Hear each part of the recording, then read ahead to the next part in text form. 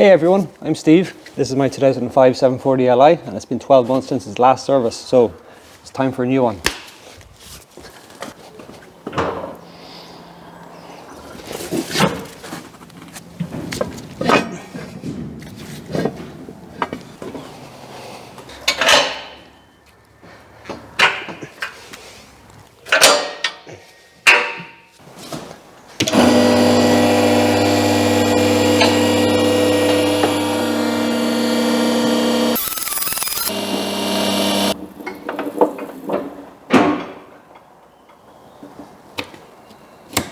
I would ask you all to please ignore the incredible mess on this table, but this is basically what we're doing today. So we're going to be doing a standard oil change.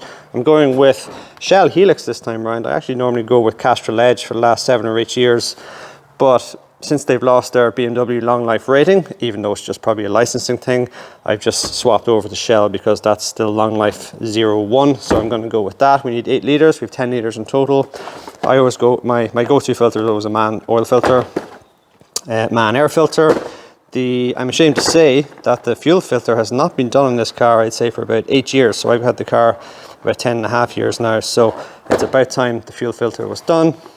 I'm actually going to do power steering fluid because I haven't done that again in maybe 7 or 8 years, and coupled with that we're going to be doing the reservoir itself because the filter's built into that. And you know what, I just think it's time for a new reservoir because I find that the cap on the OEM one is it's kind of seeping a lot, so it's time for a new one of them. I'm also going to be replacing the oil filter housing, or the cap itself, because these are very much known to crack. Just pop over to Tim or Meeknet on YouTube and see what happened his 6 Series. So very common failure at this kind of age because the car is 17 years old now. I also have a level sensor here for the xenon headlights because the little arm is broken. We also have some charcoal carbon activated air filters for the cabin as well. We have an AC belt. I'm not going to do that today because that's actually a bit of a pain of a job to do. And what are these? These are steering bushes for an 8 Series, so that's in the wrong pile. So I actually did brake fluid the other night as well, so that's already been done. And coolant does not need to be done because I just had the N62 coolant pipe replaced by my mechanic, because it's the kind of job I just do not want to take on myself, to be honest. So coolant has already been changed, so let's get started. So I replaced this drain plug last year with a brand new one, so the edges should be nice and fresh and sharp, and it comes off nice and easy.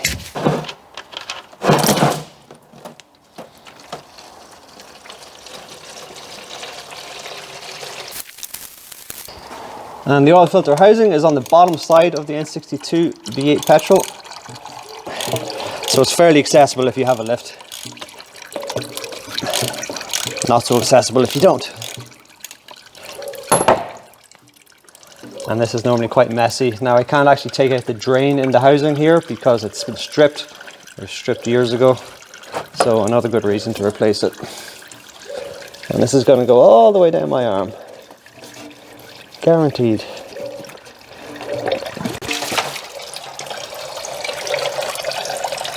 Lovely. Right, here's the new filter housing.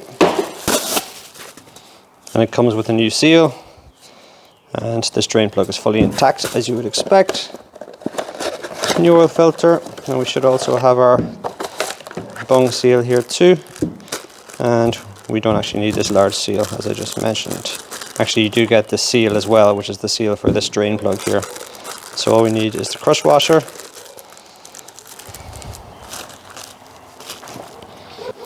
and our drain plug, that's the old one.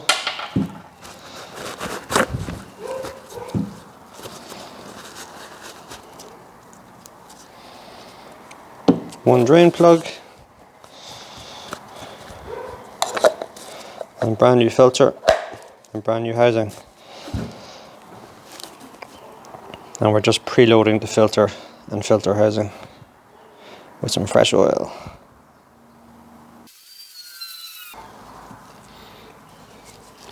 And let's not forget to lube up the seal.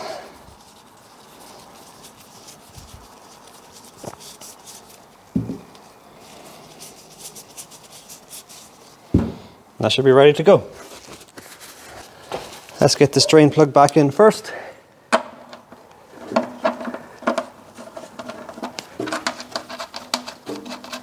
I never bother with a torque wrench on the drain plug, just give it a nice nip.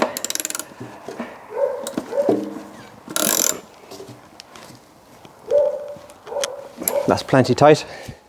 And we'll get the filter and the cap back in. And these can be notoriously difficult to get back in. They seem to have changed the spec of these treads. That one goes in no problem. I tried 2 other brands, and this is the first brand that's actually gone in with no problem. Excellent.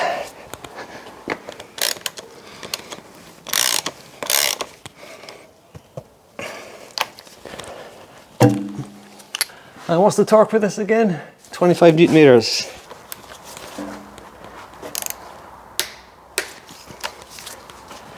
Job done.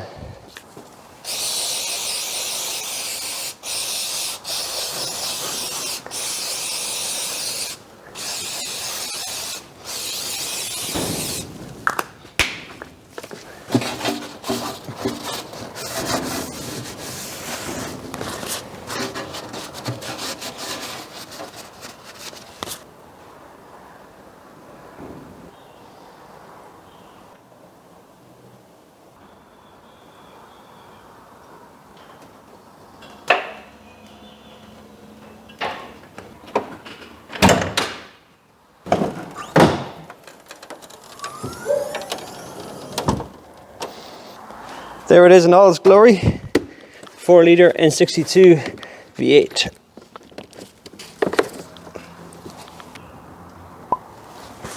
And here we go, the first 5 litres.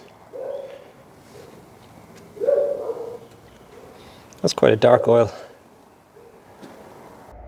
That's the end of the first 5 litres. I'm just going to check the level, as there's often oil left in the engine after the drain. Anywhere up to a litre and a half. It's funny, this is one of the last generations of 7 Series, or BMWs in general, that actually had a dipstick. It does have the digital level on the actual screen inside the car, but it also has a dipstick, which is great. And that should be plenty. Just below the max. Now we could have done the fuel filter while I had the car in the air, but to me it makes sense to get the engine running, get oil pressure up instead of trying to start the car with low oil pressure and low fuel pressure, which is potentially not a good thing. So let's get the oil pressure up on this thing, get it running nice and smooth, and then we can tackle the fuel filter.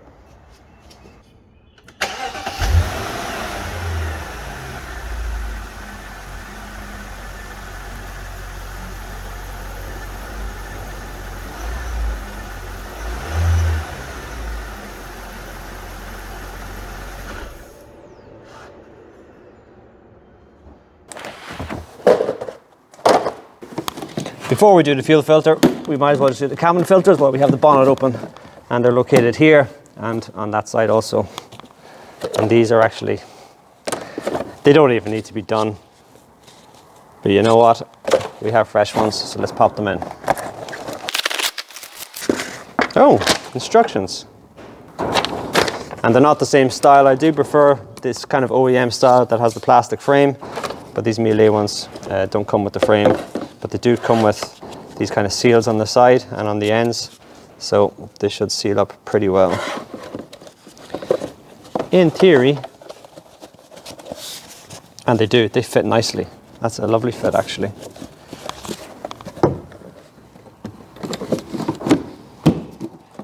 And that's that easy. I love the engineering on the E65. Everything just comes apart nice and easy. And where's our filter? And these are directional as well, as arrows pointing downwards. I presume that's the insertion direction.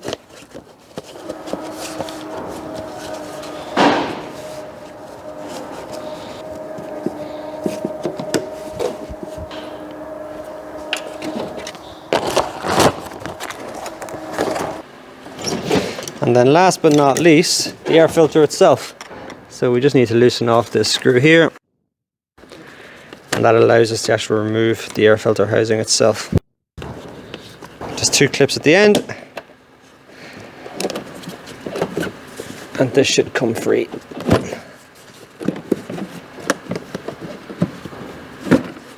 Like so. That's actually quite dirty. I think last year I accidentally ordered the dusty environment filter, so that's why there's some fluff on it, because I peeled off everything. But yeah, that definitely needs to be done. The obligatory comparison, well, that's actually incredibly dirty for 12 months. Box is clean. Make sure we have a good seal and pop it all back together again.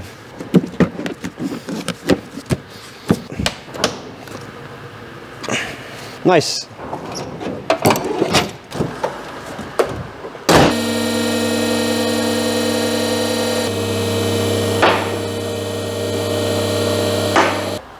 Now, if my memory serves me correctly, fuel filter is located up here on the left side of the car. We obviously need to remove this cover, and I think this cover as well, because this cover overlaps this one. So if we can just pull this one down enough, we should be able to get this one off also. I think we have a combination of 10 and 8mm bolts and nuts.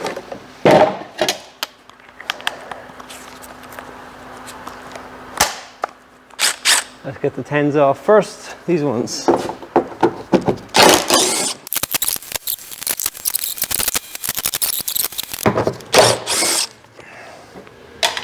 All right, it's gonna be a shower of stones here, I'd imagine.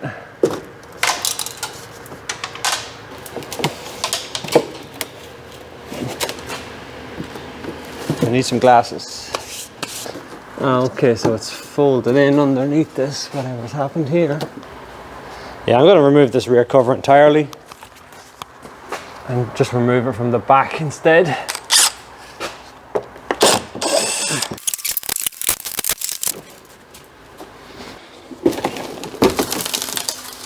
There we go. That didn't take long. Now, interestingly, it does look like we've got a bit of surface rust starting to form, so I might give that a bit of a treatment. And yeah, fuel filter date is 14th of the 10th, 2013. So it's been quite a while since this has been replaced. So let's get these hose clamps off.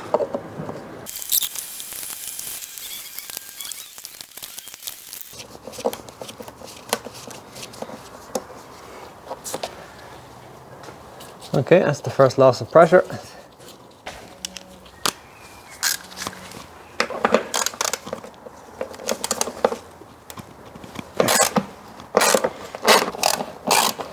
And you actually get a new clamp with the new filter, so I don't need to reuse this one. So the bolt and everything gets replaced. This is the MAL filter here, like I say, with the new bracket, and there's obviously a direction as well, so fuel goes this way through the actual fuel filter.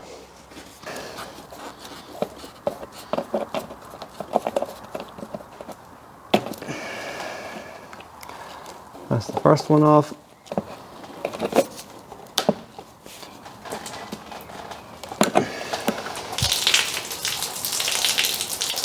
Lovely.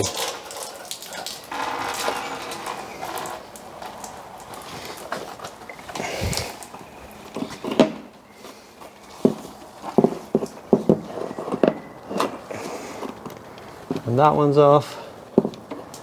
And then this is the last one.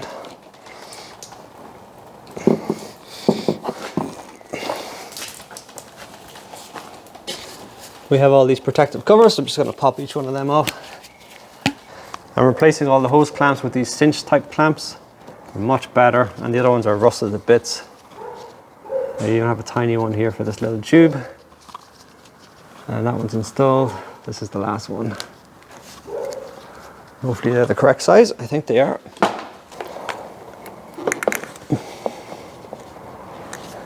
Yep, that fits nicely.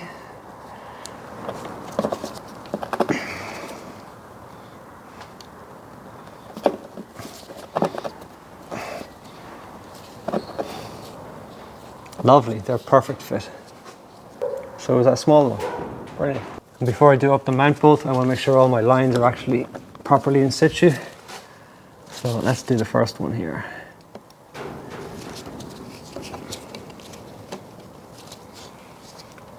everything's lined up. And give it a squeeze.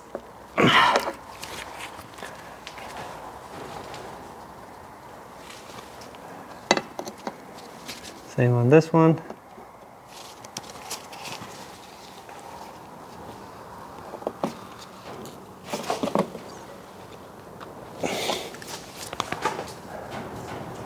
That's not going anywhere.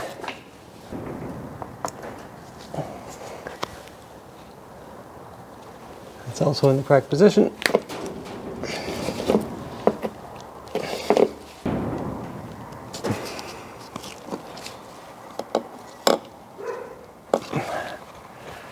Yeah, that's not going anywhere. Brilliant. Give this a quick tighten down.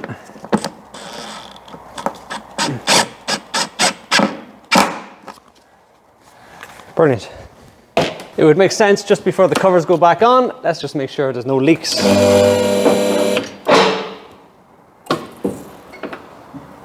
I'm just going to start the car, let it run for about 60 seconds, see how we get on.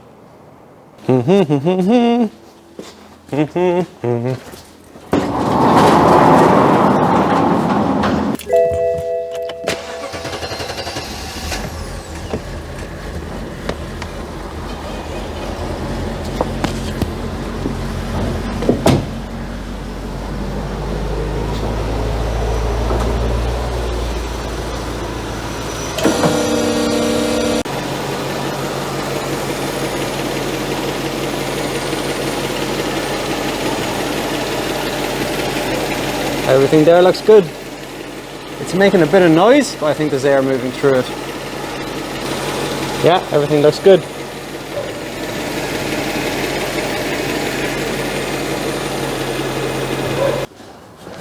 All I have to hand is some of this rust remover gel. I know this kind of stuff is dubious at best, but it is all I have to hand, and it's better than doing nothing. I don't even have a proper paintbrush, so let's hope it does its job. Once again, I'm being unsafe with no glasses.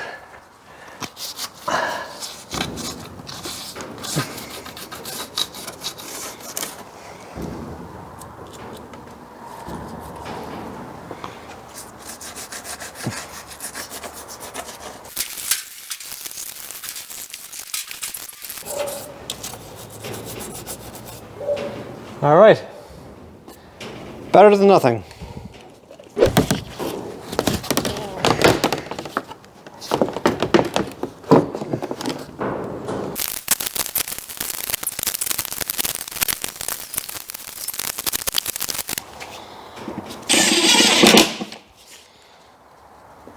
I think that's it.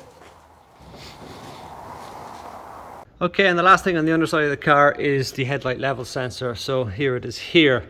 Now this has an arm. Where is it? The plastic arm, which I can rotate around. I don't know if you can see that just about. That's supposed to be attached to this. And it snapped. Now this is not the first one of these to break on me. I think I've replaced this twice already. This might be the third time. But essentially all we have to do is get this 10mm bolt off, sorry, 10mm nut off, and then detach the actual level sensor, disconnect the connector, and then just replace it with the new one. So fairly straightforward. All you need is a 10mm spanner, and I've already loosened this off with the impact. It's a 10mm nut, so that just comes straight off.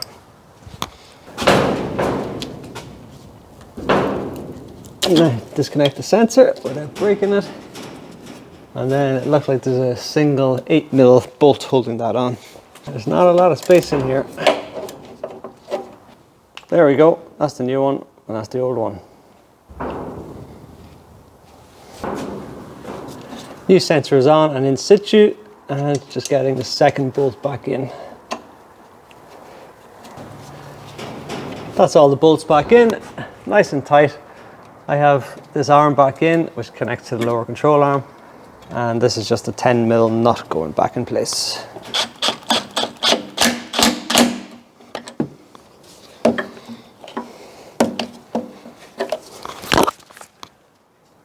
That's back on. And of course, final step, reconnect the connector. Nice. Now this is the last job I want to do of the day. Replace this reservoir because the filter is actually built into it, and I want to do a power steering flush. The power steering fluid is just regular ATF. My car doesn't have the dynamic stabilization system, so it doesn't use the green hydraulic oil, it just uses regular red ATF or power steering fluid. So I want to swap this out, and I'm going to run the engine, move the steering wheel about, and actually get some of this fluid out, and then obviously the reservoir itself is going to be replaced. So let's get started. I have 2 more 10 mils here by the looks of things.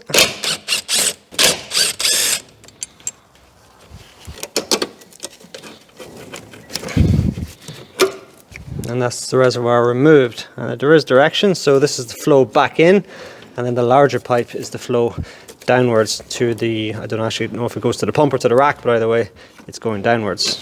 So we're going to have to swap this mount to the new one.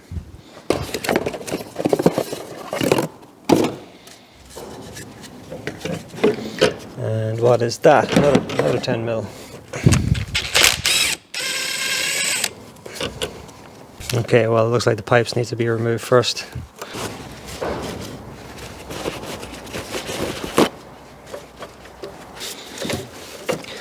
And for some reason this one has a regular hose clamp and the other one has the cinch type. And thankfully on these E-series, well the E60 series, E65, they seem to fix all the power steering leaks of the previous generation with E39, E46 and E38s. I've never had a single leak with this.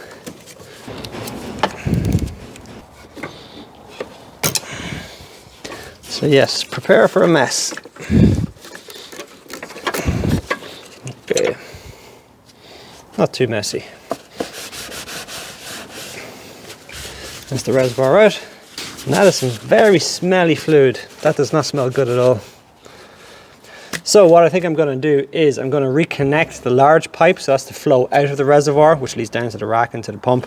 And then this pipe here, instead of reconnecting it to the reservoir, run this into a container and basically run the car and allow it to pump through, and all the old fluid will come out here.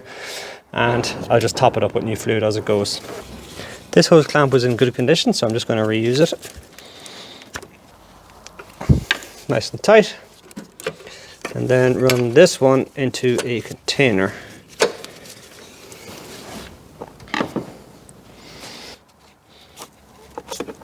Make sure to put this stopper back on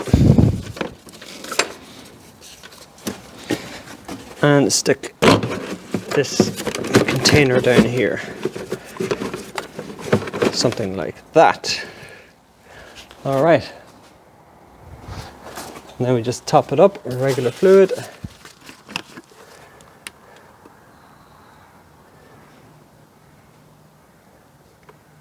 And like I mentioned, this is ATF, so it's Dexron 3. Okay, let's start the car.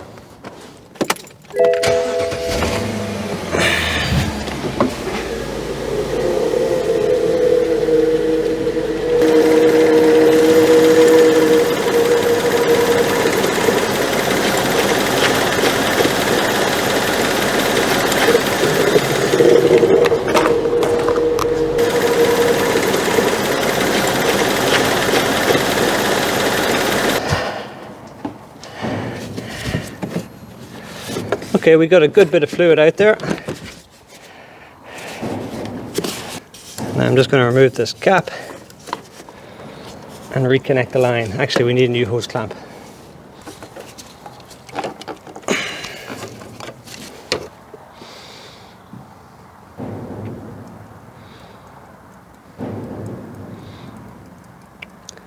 And that's the reservoir, pretty close to the top.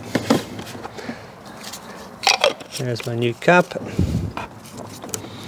and this is going to need a big clean down.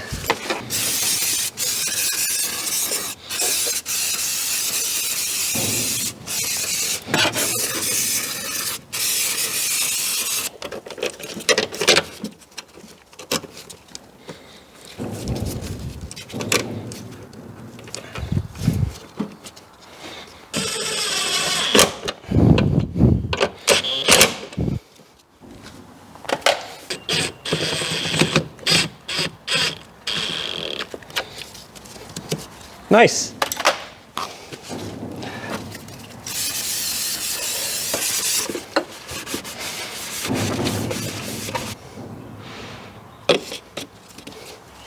Okay, let's start it up again. I swear I had just enough fluid. 2 litres on the nose. I might actually have to buy a bit more just to top it right up. But yeah, we're good to go.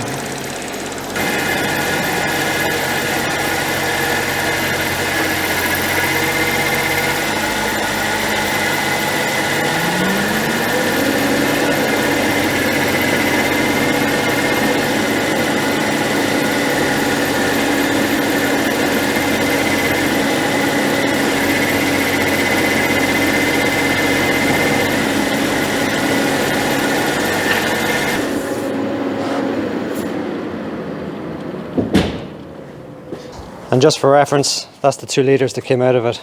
So pretty dark. Let's get the cap back on. Give everything one last wipe. This stuff is great, by the way. It's ASG. It's actually an airsoft degreasing spray. I use it for everything.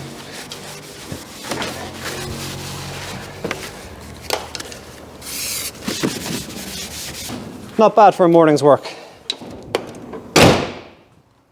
We are obviously inside the car now, and we're just going to do a quick reset of the service lights. So ignition 2, and then trip computer button up here top left. I'm going to press and hold that,